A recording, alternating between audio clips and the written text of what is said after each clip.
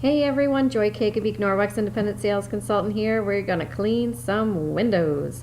So we're starting with a damp Enviro Cloth. Fold that in quarters.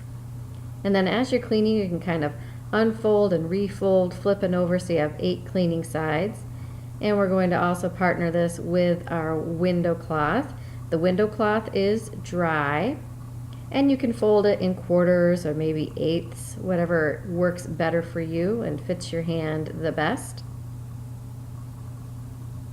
And we begin with cleaning the surface with the damp Enviro Cloth. So we want to really connect the fibers of the cloth with the surface that we're cleaning. So we use it nice and flat. And we just go along that surface, and there's so much fiber here that it creates a ton of surface area. So all you need to clean is water. That is it.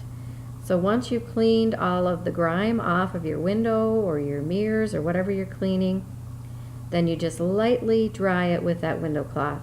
And I'm not fully drying this. I'm really just kind of lightly going over it, and the surface will come to a beautiful streak-free shine. That's all there is to it.